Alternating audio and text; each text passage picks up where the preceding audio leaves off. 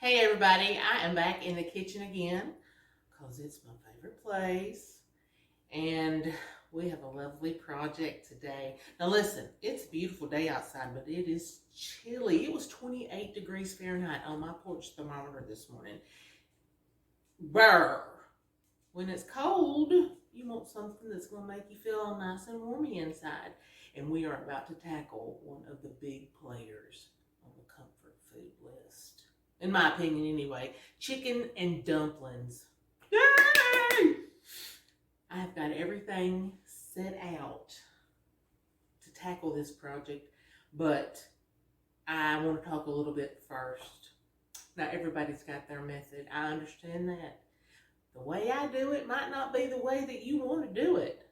This is just for show, so you can see how somebody else does it.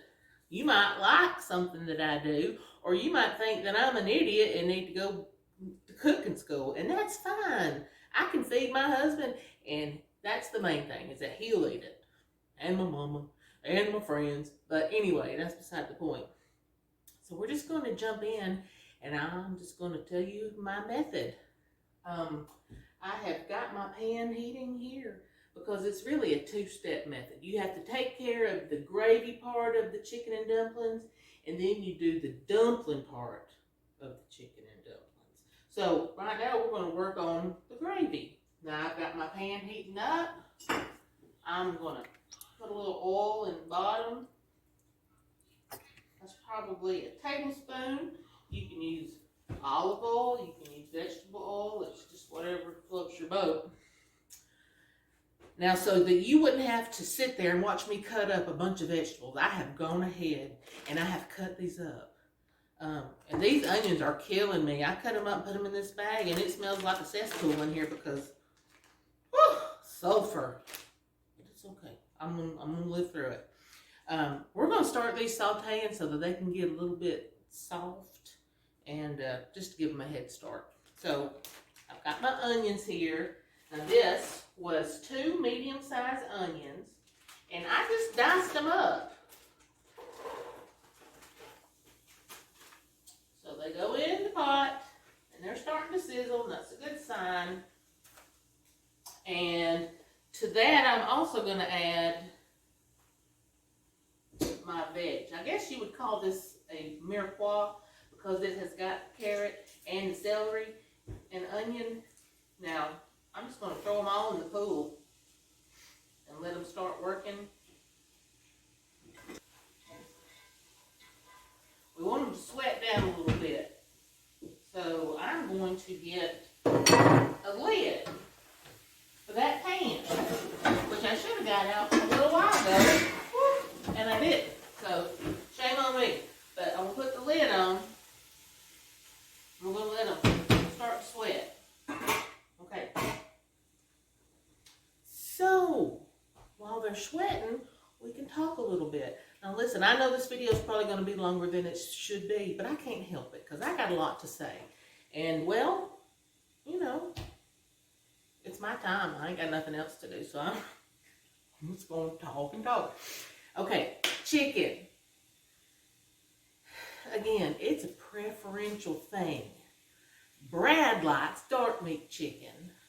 I happen to like dark meat chicken too, but there's a lot of people who only like white meat chicken. Now, sadly, there's not a heck of a lot of flavor in the white meat chicken.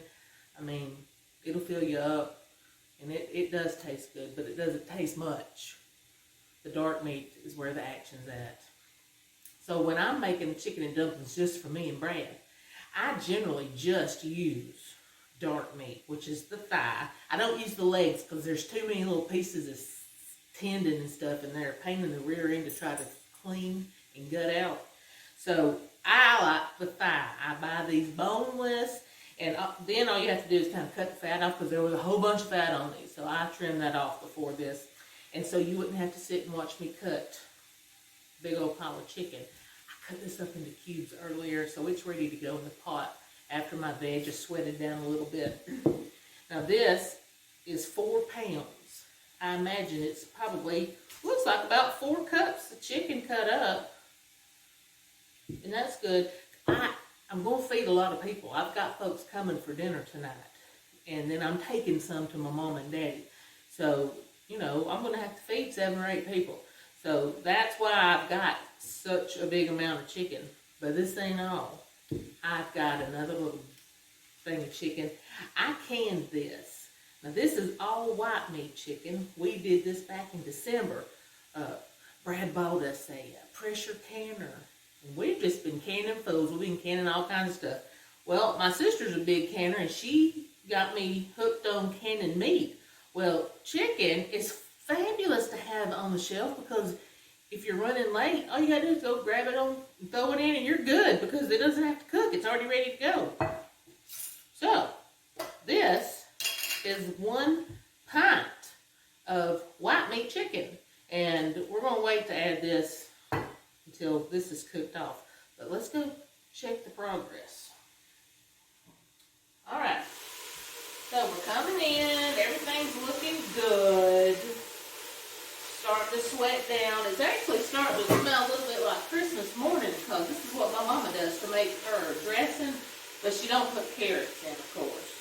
But it's coming together. They're going to continue to sweat down. Now, these need to go probably 20 minutes to get a proper good sweat on them. But we're going to pretend like it's already been 20 minutes. And I'm just going to scoop these over to the side in the bowl. And I'm going to get my chicken started. See that? I'm going to get my olive oil. And just put a little bit in there. It's probably a tablespoon. And the reason I put it in there is because, remember, I trimmed all the fat off this. Well, I trimmed the majority of the fat off this. And we have to have a little fat. Remember, fat is flavor. So, we're going to go in the pot with this. So, you see I have diced it up in pretty good sized chunks. Not little tiny things, because it's going to shrink up at least a little bit, and that's what we want. So I'm going to set my bowl to the side, and we're just going to let it do its thing. Stir it a little bit, and the veg is going to keep cooking on its side and kind of steaming, which is wonderful. Now, I might be weird. Well, I am weird. What am I thinking? But I like to put just a little bit of garlic in my chicken and dumplings. And I don't want to use granulated garlic. I like to use the real deal. So this is just 4 little cloves of garlic. I'm going to put them in my little trusty garlic smasher. I'm going to throw these in the pot too. So here goes 2 in. Boom. Get me a scraper. Scrape it off. And 2 more. Oops, they go in. Squeeze. Boom, look at that. Okay. Now I'm going to just kind of stir him into. At this point, we can just start stirring everybody together because that chicken is going to start cooking down. And it's looking just like I want it to. Yay! Alright, I'm going to let it continue to cook. Now we can actually start talking about the dumpling part. Again, it's all about preference. Everybody likes what they like, or they like what they know. But if you're willing to step out of your comfort zone and try something else, you might decide that you like a lot of different things. As I get older, trust me, I'm learning that I like different kinds of food. I used to couldn't eat hot stuff, but now I enjoy a pepper every now and then. But I can't think of a whole lot of things that I don't like. I used to hate Brussels sprouts, but they're starting to grow on me. I don't like beets, really. I'm sorry. I have tried a whole lot. But anyway, back to dumplings. Now, I like to make my own dumpling, and I have already mixed up my dumpling dough here, as you can see. But if you don't have time to do all of this, then you can forgive yourself if you buy store-bought dumplings or biscuits to put in your chicken and dumplings, because, well, life happens. When I make my chicken and dumplings, I make them to Brad's preference. He likes them thin and slick. Now, my mama always made big old puffy dumplings, and I don't know if she rolled them out a little bit or if she just took a tablespoon and spooned them out and dropped them straight in the liquid. When I made them for the first time, it was a hot mess. They were everywhere. They wouldn't hold together, and I wasn't quite sure what I did wrong, but I have figured it out. And now I make my dumplings the way Brad likes them, so they are thin and they're slick, and I cut them out with a pizza cutter because that's what works for me. But here's the secret. If you want to cheat just a little bit, you can go to the frozen section at the grocery store, and over in the section where you can get frozen rolls and stuff, they've got little boxes of frozen dumplings. Now, I've never eaten them because, well, I just never have. But I'm sure that they're edible. I have done the alternative, which would be to go over to the cooler section and get a can of biscuits. Now, they work. Go over there and get you a tube of just regular old buttermilk canned biscuits. You might get two cans if you're going to make a lot, or if you want to have leftovers, or if you're just a pig, whatever. Anyway, get your tube of biscuits and whack it open, and take that biscuit and flatten it out pretty thin, and you can cut it in 4 or 6 pieces. And when your gravy is bubbling and ready and everything in the pool is happy, you can drop those pieces of cut up biscuit and they will rise up, and it'll be a lovely dumpling. Now, it won't be a dumpling like this, but it's still going to be good, and you can impress people. I mean, because there's a lot of folks who have no idea how to go about making a pot of chicken and dumplings. I bet I could name one right now, and I bet she's sitting in my kitchen. I do have a friend here today, and she's watching because apparently she doesn't have anything else to do on an afternoon like this. So she's come to watch and be my audience. And maybe later on in this video, I might let her have a taste of what's in the pot. So let's go check it out. Okay, everybody's looking good. Oh, and look, it's sticking just at least a little bit, and I like that because all that stuff that's sticking down there, that's going to be flavor. And I like it. It's not burning. I'm not going to let it get to the burn point. It's just coming together nice. Now, right here, I have got a half a teaspoon of black pepper, and I've got a half a teaspoon of kosher salt. I'm going to throw them in the pool. Just give them a little stir. Now, we're going to need some more pepper. I ain't kidding. And we're going to take it easy with the salt because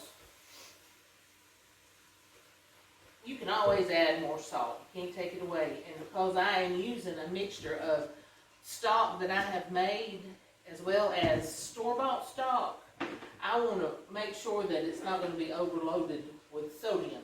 So I'm holding off on the salt. So this is just about ready. At Christmas time, I took the carcass of the turkey and I boiled him off with some carrots and some onions and whatever, and it made a beautiful broth. And I saved it. And maybe I saved it for just this occasion, who knows? No, I didn't really save it for this, but it's saved. And I've got it right here. I have had it in the freezer since Christmas time, and it's still a little frozen, but it's going to be fine. But I do prefer homemade stock over store-bought. It just tastes better. You can control what you put in it, and anytime you can do that, it's always the way to go. But sometimes you can't. And like I said, life happens, and sometimes it's hard, and you just have to make do with what you got. So do what you got to, I say. So my veg is looking pretty good, and it's just going to continue to cook down a little bit. So I'm going to go ahead and add this frozen bag of broth It's not frozen solid, but it's still got some ice in it. So I'm going to turn around here and put this in the pot. I'm going to add that. And then I'm going to just throw him right in. Ice and all. Look at that. Stir him up just a little bit. He's going to melt down and it's going to be fine. I promise you it's going to be fine. Now that was about 4 cups of turkey broth. Now I'm going to add this whole container of store-bought chicken broth. And this says that it is 48 ounces. Well, 8 ounces in a cup, so this would be 5 or 6 cups, I guess. It's not an exact science, and if you're looking for somebody who's cooking with an exact science, you're watching the wrong girl. Because I just give it a lick and a promise, and sometimes I do it good, and sometimes it gets well off the mark. Alright, so we're going to give this a little stir, and I have turned the heat up just to deal with the ice floating around in here. But so far so good. I really don't think that's going to be quite enough broth. Because if I'm making enough for 8 people, I'm going to have to up it a little bit. So I do have some water sitting back here and a little chicken bouillon. Now this stuff, if you've never used it, do yourself a favor. Those little cubes are terrible. This stuff's pretty good. I ain't getting paid by them or nothing, but it's called Better Than Bouillon. And this particular one is the roasted chicken base. And I like it. I mean, you don't have to use half a jar or anything, but a teaspoon or so of this, along with my, I don't know, let's see, I'm going to go ahead and add it. This is a 4-cup container of just water. So I'm going in with probably about half of that. So that's 2 cups straight in the pool. And I'm going to take my little teaspoon here. I'm just going to get me a little blob of it. See, I don't even know how much that is, but it's maybe a heaping teaspoon. I don't know. And I'm going to stick him in the water and let him float around. Take my spatula and scrape him off. And as he warms up and comes to a boil, that stuff's going to disperse and, well, chicken goodness in the pot. So, that's got quite a job to do. Okay, so I'm going to wait to add this white meat chicken until I'm satisfied that it's come up to temperature. And in the meantime, we can start making these dumplings. Now, dumpling making is a messy business. You gotta roll your sleeves up. Take off your rings because, like I've said before, they're a pain in the rear end to clean. So take the rings off. Now, when I mixed this up earlier, I realized that this is basically just my buttermilk biscuit recipe. But I do not use self-rising flour. Because if I were to make this using self-rising flour, these things would puff up like a biscuit. And that's not what we want. We want these to be manageable. And I want them to stay low to the ground. So I manipulate the mix myself by using 3 cups of plain all-purpose flour. And then I threw in about a 1/4 teaspoon of baking soda because I want it to come up a little bit. I just don't want it to rise up like that. So 1/4 teaspoon to 3 cups of flour. And then I also put in a 1/4 teaspoon of salt because you gotta have salt. I'm sorry, if you leave salt out of stuff, it just don't taste good. And I know people on low sodium diets, bless your heart. That's sad, but it is what it is. So we like salt here, so we're using salt. So I have put some flour down on my board so that we can get these dumplings rolled out. I'm just going to move it around like that, and that's kind of a lot. So there we go. And I'm taking my dough, and I'm just going to pop it out. Now, I'm hoping that these folks who are coming tonight are going to be hungry, but they better not be too hungry because this probably is going to be just enough to feed them. And I might have to go buy a pie or something because I ain't got time to make one if they want dessert. Because, well, poor planning on my part. So, if you watch the biscuit video, then you will understand that I'm kind of just folding in this flour and mixing it because, well, that's just what you do. It's dough. And you have to work it a little bit to make it happy and to make it manageable, and so you can manipulate it so you can do what you want to do with it. But this is a lovely hunk of dough. So I'm going to pick him up. I'm going to spread this out a little thin. And I'm going to lay him back down. And we're going to roll him out. So let me move stuff off my board here. Take my trusty rolling stick thing. I don't know if you call this a rolling pin because it doesn't have the handles on it. This one is a French rolling pin. I suppose you'd say it's from France. Well, it's not from France, I guess, but it's only the French model. Here goes. Now, like I told you, Brad likes thin dumplings. And so I go a little thinner than I normally would if I were at home making these for my mama or my daddy. They like them fluffy. So I am flouring it up again because it's got a little stick to it. And you can just push through just like that. Bouillon. And I would love to still have some music playing in the background. But Brad told me there's something called copyright infringement. And that if I don't have permission from somebody to play their songs in the background while I'm working, that they could come calling and want me to drop $1 or $2 in their pocketbook. So I'm just not doing that. So I'm just going to make my own music in my head and talk. I talk a lot.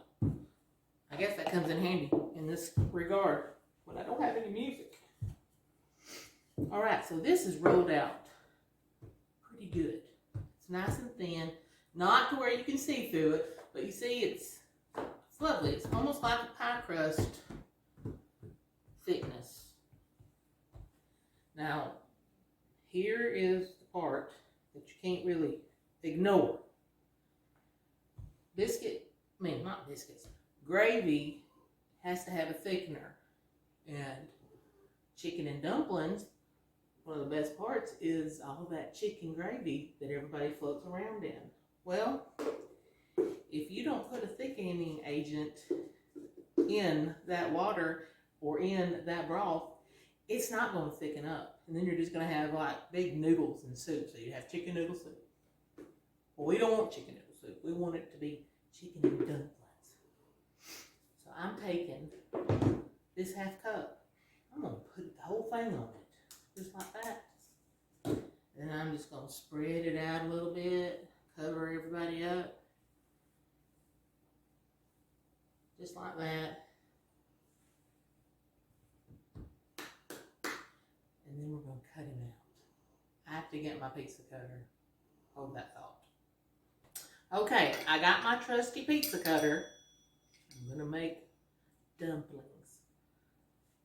There is no scientific method to this. You just go at it and cut it in little strips. If you want to cut it in little squares, if you want to cut it in long strips, well, I mean, you can do it whatever you want to. I just come in and I'll hold one up for just a second because I don't have another camera sitting here. But I just cut it into strips. And then I make pieces that look, come here, you. Looks about like that. So, I mean, it's like, you know, 1 inch, 2 inches long. And these happen to be in a diamond shape because I cut it on the diagonal. But, I mean, cut them straight, it don't matter. But you're going to just cut up a bunch of these. So let's do that right now. I'm going to put those in my bowl. I'm going to keep cutting straight across. I'm a little bit wonky here, but it is not a science. It's just dinner. It's going to be fabulous. Now, I will tell you another thing. Brad walked through here earlier when I was cutting the vegetables up. And you know what he said to me? He said, you put all that in your chicken and all them onions and all that carrot and stuff? And I'm like, every bowl of dumplings you've ever had that came from this kitchen and these hands has had the carrot and celery and onion in it. And he said, well, I just never realized. Man. But he likes it, so.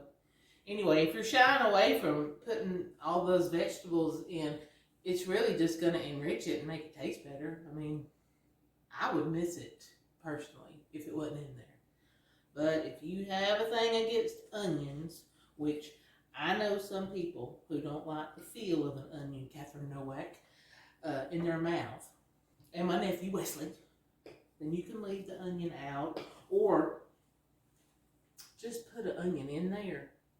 Cut it in half and just drop him in and let him cook and get soft, and then you can pull him out. And then nobody would even know that there was an onion. You just get the spirit of the onion in your juice. Sounds good to me. Sound good to you? She liked it. So, here we are. And this is so easy, y'all. Look, I put this mat down just to keep my mess under control because I can mess up a kitchen faster than anybody I know. But this helps me keep it under control. I hear it starting to talk to me. Look, we have a rolling boil. Yay! So I'm going to cut this down to about medium. Oh, it smells like heaven. Oh, I love chicken and dumplings. And I love that I know how to make them. I got flour all over me, and that's fine. Okay, so here we go. I was going to show you this. I just want to flip them. Well, shoot. So much for that. They stuck a little bit. But that just means you need more flour. So I will dump up the ones that'll come easily, and then we'll deal with the stickers in just a second. So, you see that? I'm just piling them loosely, and I'm not knocking all that flour off. I'm just kind of rolling them around in it. I'm going to put them in my little bowl here. And they won't all gum together, I promise. Just keep enough flour. Keep the flour coming. Everybody's getting a coat. Go up under them. Get them loose. Off the board. Bring your flour back over, because mine got away from me, and just continue to shuffle them.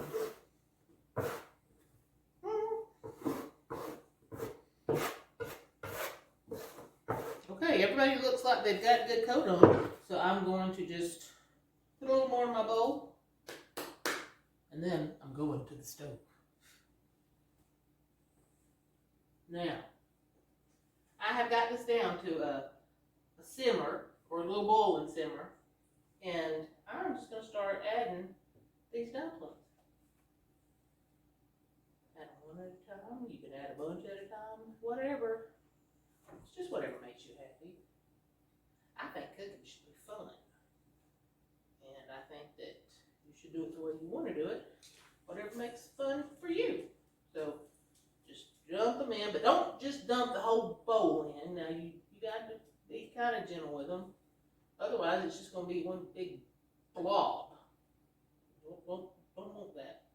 So see, we're spreading them out. Everybody's looking good. Sinking, and when they start getting a little heat to them, they start to come up to the top and they're going to float. Now see, I'm not being too particular. I've let the flour go in and I've dumped them on top of one another, and it's going to be fine because they're going to come apart once they pop up to the top and fatten out just the least little bit. They'll be fine. Really, really, really. And if they do stick together, it's just a bigger bite full. See, I'm being real generous leaving that flour on there because we need it. We got to have that flour. And at the end of the process, if I don't think that there is enough of a thickener in that gravy mix, then I'm going to have to add a thickener. So this just keeps me from having to go back and fix the problem at the end. So back in. I'm going to add some more.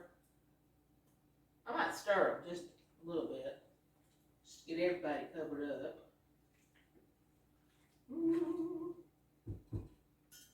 And here comes some more.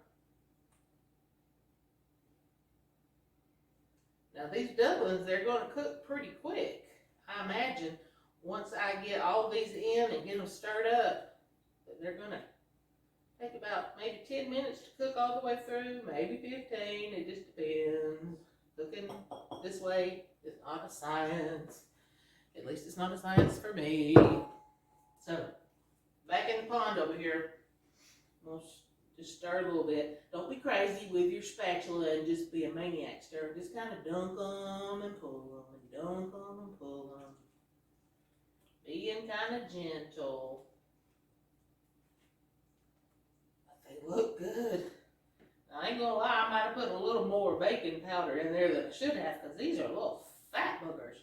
But you know what? Brad can get over it. He can go eat somewhere else. If these don't make him happy, he can just go to town and go to Captain D's or something. But I have a feeling he's going to be fine with this. Now, at this point, I am going to add a little bit more black pepper because, well, there's just not enough in it. So, I'm going in. Just probably add another half teaspoon or so. Just a good heavy sprinkle. We don't want to blow people's heads off. Pepper. Boom. Dunk everybody in. And it smells good. Do you see how messy I am though? I'm telling you, I can mess up a kitchen like nobody's business. Oh well, it's my kitchen. It's all good. Don't come inspect it. I'm going to cover this for just a few minutes and let it come up to temperature. And in the meantime, I'm going to cut up just a little bit of parsley because I love fresh herbs. I'm not going to lie. My flower bed out front, it's maybe got half flowers and the other half is herbs. I've got oregano, I've got parsley, I've got sage. I tried to grow dill, but it didn't like me. So I have to buy my dill. But I just love it's a bright flavor. When you add a fresh herb to any dish, it just gives it punch. And I like that. So I'm going to do it. So I come in here. When I buy it at the store, if it looks kind of sad, I take the bottom off and just snip the whole thing. And you rinse it off too because they got a lot of dirt on them. But then I just take them and dunk him down in a little thing of water. I stick his happy tail back in the refrigerator, and he just perked up so nice and pretty. So, that's your tip for the day on how to treat your parsley.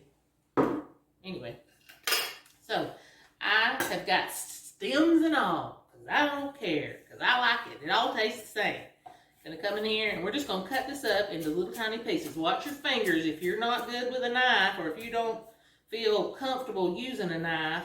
Well, they have little gadgets that you can buy, little herb slicers and snips and stuff. I guess you could use a pair of scissors if you wanted to stand here all day and get, take care of business. But I'm a little bit of a maniac with a knife.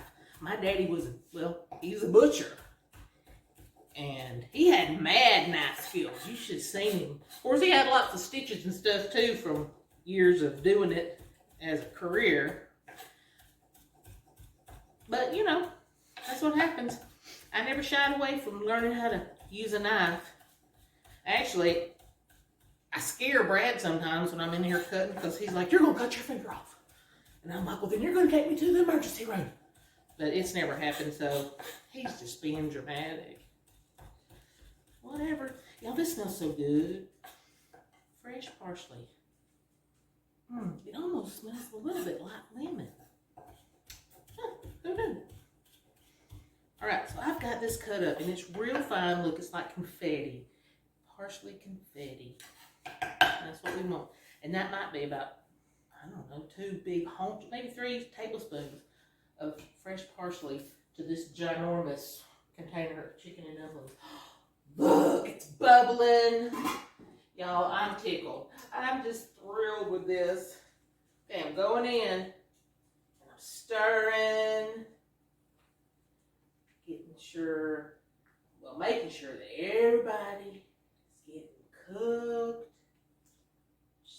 Stop. This is adorable. Look at all those carrots. I love them.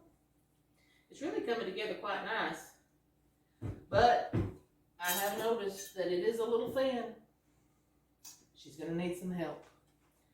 So I'll take my water that I had left over, and looking at this is about 1.5 cups of just regular water.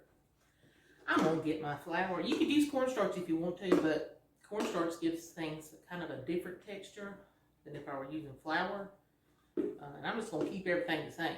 So I'm going to put, let's go with this. This is 1.5 cups of just regular, plain, all-purpose flour. Don't use self-rising or you'll have a mess. Okay, going in with my whisk. And I'm just going to whisk it down till all the bumps are gone. Because we don't want it to be completely lumpy. That would stink.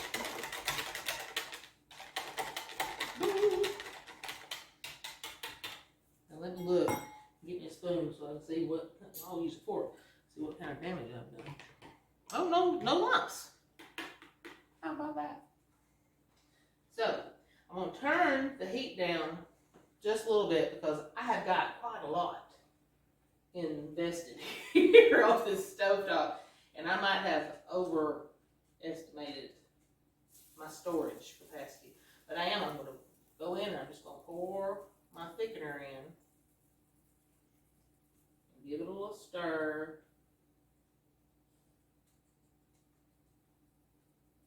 When that comes to temperature, I think that it'll be a noticeable difference as far as the consistency. It's going to thicken up real nice.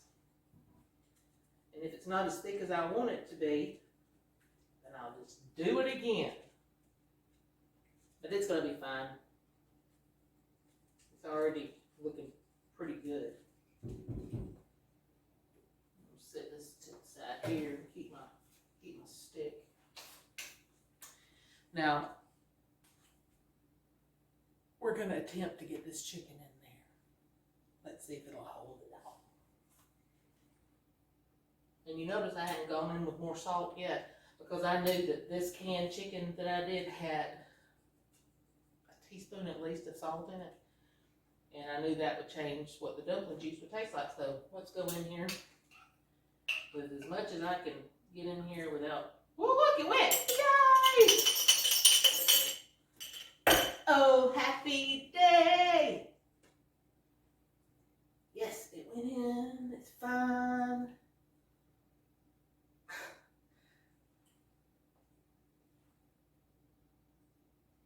It's so exciting.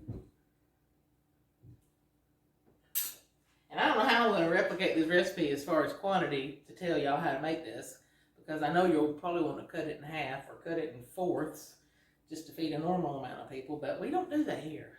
I always feed a lot of people. And it's funny, it's just me and Brad that lives here and a couple of dogs. This one hasn't left my side, right, Oscar? But I can't cook for two. I can't cook for two. I always end up cooking well more than we need. And it's a good thing because tonight, people are coming over. I'm not going to use that just yet. I'm going to taste of it first to see where we are salt-wise. And then we'll frou-frou it up a little with our parsley confetti. So, this is, I hear bubbles in the bottom. So I'm going to stick my face down here and take a little bite. Here goes.